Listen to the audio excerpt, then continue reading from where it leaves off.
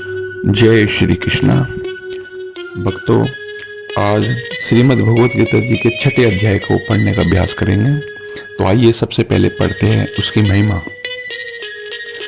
गोदावरी नदी के तट पर प्रतिष्ठानपुर नामक एक विशाल नगर है जहां मैं पिपलेश के नाम से विख्यात होकर रहता हूं। उस नगर में जानश्रुति नामक एक राजा रहते थे जो भूमंडल की प्रजा को अत्यंत प्रिय थे। उनका प्रताप मार्कंड मंडल के प्रचंड तेज के समान जान पड़ता था। प्रतिदिन होने वाले उनके यज्ञ के धुएं से नंदन वन के कल्प वृक्ष इस प्रकार काले पड़ गए थे मानो राजा की असाधारण दानशीलता देखकर वे लज्जित हो गए हो। उनके यज्ञ में प्राप्त पुरोडास के राजा स्वादन में सदा आसक्त होने के कारण देवता लोग कभी प्रतिष्ठानपुर को छोड़कर बाहर नहीं जाते थे। उनके दान के समय छोड़े हुए जल की धारा प्रताप रूपी तेज और यज्ञ के धूमों से पुष्ट होकर मेघ ठीक समय पर वर्षा करते थे। उस राजा के शासन काल में इतियो खेती से होने वाले 6 प्रकार के उपद्रवों को इतियो कहते हैं के लिए कहीं थोड़ा भी स्थान नहीं मिलता था और अच्छी नीतियों का सर्वत्र प्रचार होता था। वे बावली कुएं और पोखरे खुदवाने के बहाने मानो प्रतिदिन पृथ्वी के भीतर की निधियों का अवलोकन करते थे। एक समय राजा के दान तप यज्ञ और प्रजा पालन से संतुष्ट होकर स्वर्ग के देवता उन्हें वर देने के लिए आए। वे कमलनाल के समान उज्जवल हंसों का रूप धारण कर अपनी पांखें हिलाते हुए आकाश मार्ग से चलने लगे। बड़ी उतावली के साथ उड़ते हुए वे सभी हंस परस्पर बातचीत भी करते जाते थे। उनमें से बद्राक्ष आदि 2-3 हंस वेग से उड़कर आगे निकल गए। तब पीछे वाले हंसों ने आगे जाने वालों को संबोधित करते हुए कहा, अरे भाई बद्राक्ष, तुम लोग वेग से चलकर आगे क्यों गए? यह मार्ग बड़ा दुर्लभ है और दुर्गम है। इसमें हम सबको साथ मिलकर चलना चाहिए। क्या तुम्हें दिखाई नहीं देता? यह सामने ही पुण्य मूर्ति महाराज जानश्रुति का तेज पुंज अत्यंत स्पष्ट रूप से प्रकाशमान हो रहा है। उस तेज से भस्म होने की आकांक्षा है, अतः सावधान होकर चलना चाहिए। पीछे वाले हंसों के ये वचन सुनकर आगे वाले हंस हंस पड़े और उच्च स्वर से उनकी बातों की अवहेलना करते हुए बोले, अरे भाई, क्या इस राजा जानश्रुति का तेज ब्रह्मवादी ब्रह्मा के तेज से भी अधिक तीव्र है? हंसों की बातें सुनकर राजा जानश्रुति अपने ऊंची महल की छत से उतर गए और सुखपूर्वक आसन पर विचारमान हो अपने सारथी को बुलाकर बोले, जाओ महात्मा रैक को यहाँ ले आओ। राजा का ये अमृत के समान वचन सुनकर वह नामक सारथी प्रसन्नता प्रकट करता हुआ नगर से बाहर निकला और सबसे पहले उसने मुक्तदायिनी काशीपुरी की यात्रा की, जहां जगत के स्वामी भगवान विश्वनाथ मनुष्यों को उपदेश दिया करते थे। उसके बाद वह गया क्षेत्र में पहुंचा, जहां प्रफुल्ल नेत्रों वाले भगवान गदाधर संपूर्ण लोगों का उद्धार करने के लिए निवास करते हैं। उसके बाद नाना तीर्थों में भ्रमण करता हुआ सारथी पाप नाशनी मथुरापुरी में गया। यह भगवान श्री कृष्ण का आदि स्थान है, जो परम महान एवं मोक्ष प्रदान करने वाला है। वेद और शास्त्रों में यह तीर्थ त्रिभुवनपति भगवान गोविंद के अवतार स्थान के नाम से प्रसिद्ध है।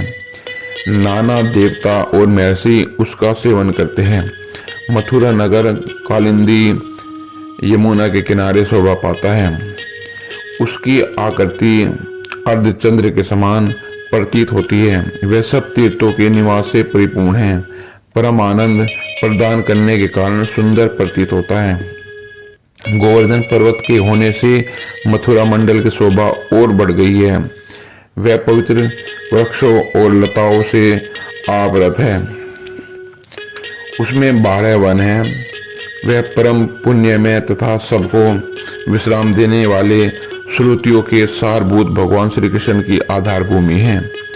इसके बाद मथुरा से पश्चिम और उत्तर दिशा की ओर बहुत से दूर तक जाने पर सारथी को काश्मीर नामक नगर दिखाई दिया, जहां शंख के समान उज्जवल गगनचुंबी महलों की पंक्तियां भगवान शंकर के अट्टहास की भांति शोभा पाती हैं, जहां ब्राह्मणों के शास्त्रीय आलाप सुनकर मूक मनुष्य भी सुंदर वाणी और पदों का उच्चारण करते हुए देवताओं के समान हो जाते हैं, जहां निरंतर होने वाले यज्ञ धूम से व्याप्त होने के कारण आकाश मंडल मेघों से घुलते रहने पर भी अपनी कालिमा नहीं छोड़ता,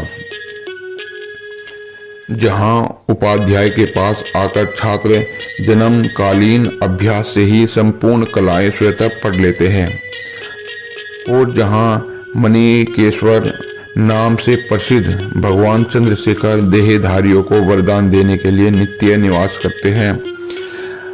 कश्मीर के राजा माणिक्य ने दिग्विजय में समस्त राजाओं को जीतकर भगवान शिव का पूजन किया था।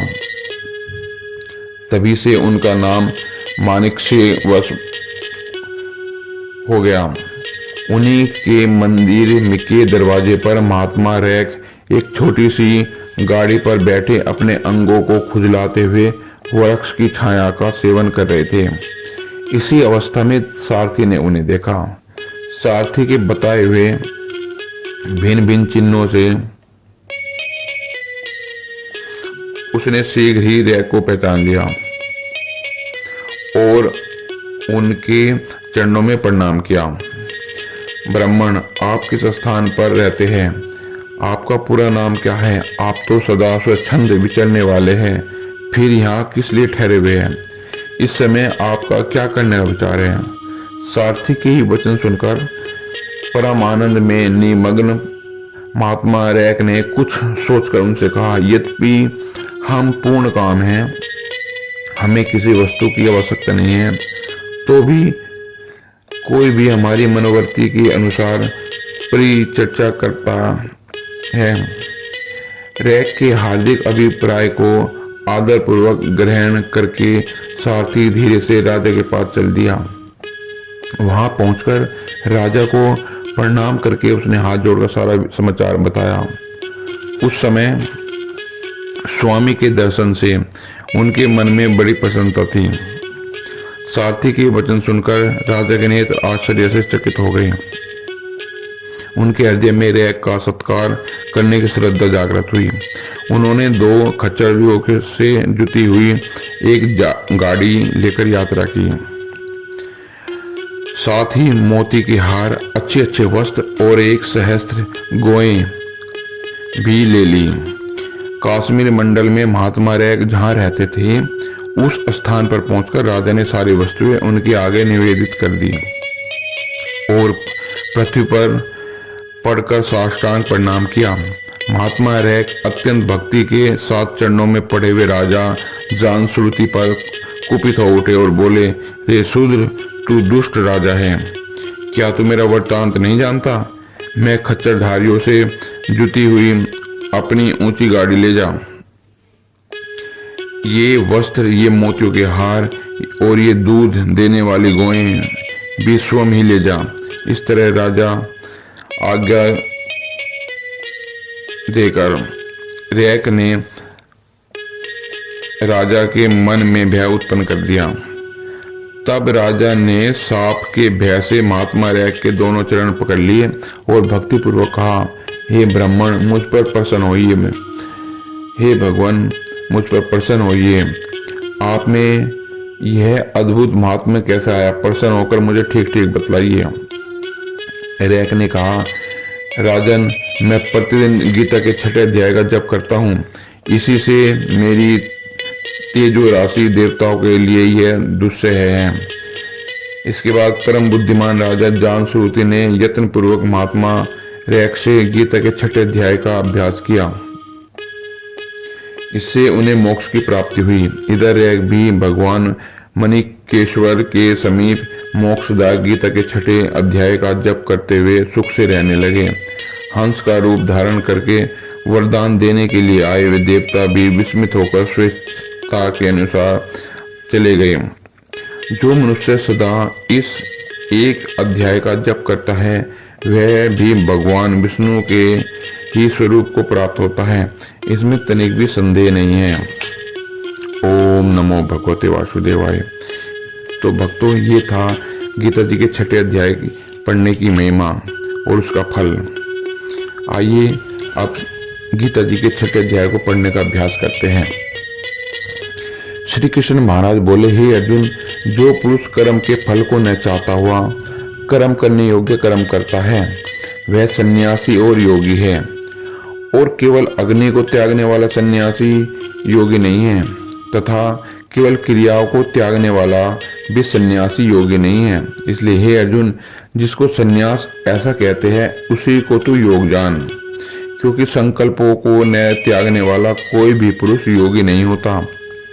योग में आरूढ़ होने की इच्छा वाले मननशील पुरुष के लिए योग की प्राप्ति में निष्काम भाव से कर्म करना ही हेतु कहा है, और योगारूढ़ हो जाने पर उस योगारूढ़ पुरुष के लिए सर्व संकल्पों का अभाव ही कल्याण में हेतु कहा गया है। जिस काल में न तो इंद्रियों के भोगों में आसक्त होता है तथा न कर्मों में ही आसक्त होता है, उस काल में सर्व संकल्पों का त्यागी पुरुष योगारूढ़ कहा जाता है। यह योगारूढ़ता कल्याण में हेतु कही गई है। इसलिए मनुष्य को चाहिए कि अपने द्वारा अपना संसार संबंध से उद्धार करे और अपनी आत्मा को अधोगति में न पहुंचावे, क्योंकि यह जीवात्मा आप ही तो अपना मित्र है और आप ही अपना शत्रु है, अर्थात और कोई उसका ना कोई शत्रु है ना कोई मित्र है।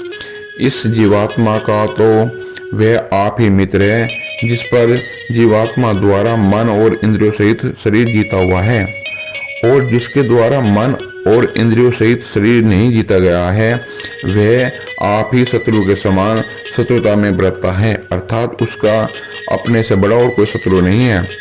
हे अर्जुन, सर्दी गर्मी सुख दुख आदि में तथा मान और अपमान में जिनके अंतःकरण की वृत्तियां अच्छी प्रकार शांत है अर्थात विकार रहित है, ऐसे स्वाधीन आत्मा वाले पुरुष के ज्ञान में परम परमेश्वर परमात्मा सम्यक प्रकार से स्थित है, अर्थात उसके ज्ञान में परमात्मा के सिवा अन्य कुछ भी है ही नहीं।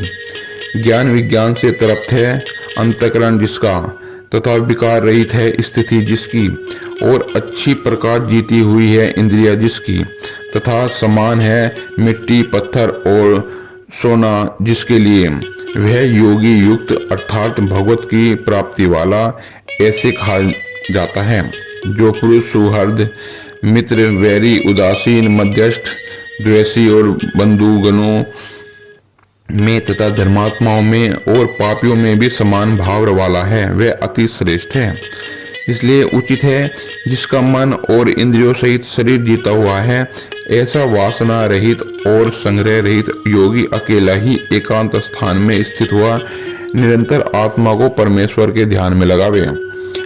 शुद्ध भूमि में कुशा मक्षाला और वस्त्र है उपरोक्ति जिसके लिए ऐसे अपने आसन को न अति ऊंचा और न अति नीचा स्थिर स्थापन करके और उस आसन पर बैठकर तथा मन को एकाग्र करके चित्त और इंद्रियों की क्रियाओं को वश में किया हुआ अंतःकरण की शुद्धि के लिए योग का अभ्यास करें।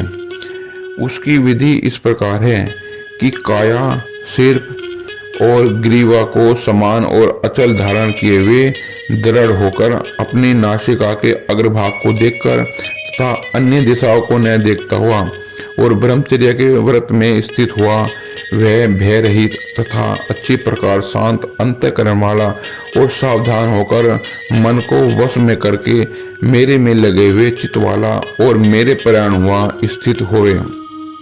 इस प्रकार आत्मा को निरंतर परमेश्वर के स्वरूप में लगाता हुआ स्वाधीन मन वाला योगी मेरे में स्थिति रूप परमानंद पराकाष्ठा वाली शांति को प्राप्त होता है।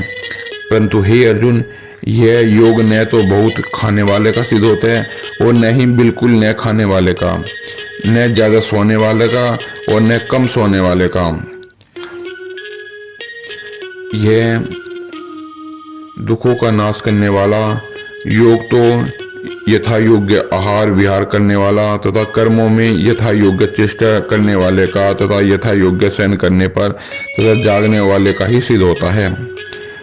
इस प्रकार योग के अभ्यास से अत्यंत वश में किया हुआ चित्त जिस काल में परमात्मा में ही भली प्रकार स्थित हो जाता है, उस काल में संपूर्ण कामनाओं से इस प्रकार रहित हुआ पुरुष योग युक्त ऐसा कहा जाता है। जिस प्रकार वायु रहित स्थान में स्थित दीपक चलायमान नहीं होता है, वैसे ही उपमा परमात्मा के ध्यान में लगे हुए योगी के जीते हुए चित्त की कही गई है।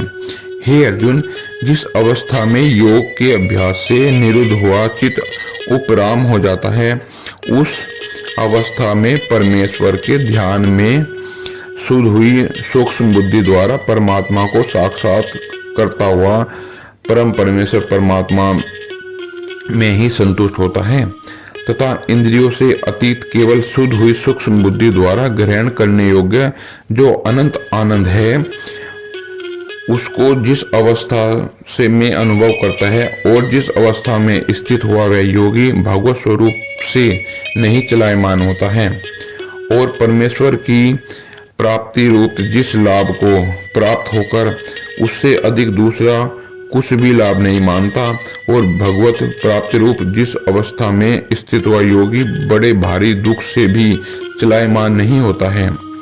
जो दुख रूप संसार के संयोग से रहित है तथा जिसका नाम योग है, उसको जानना चाहिए।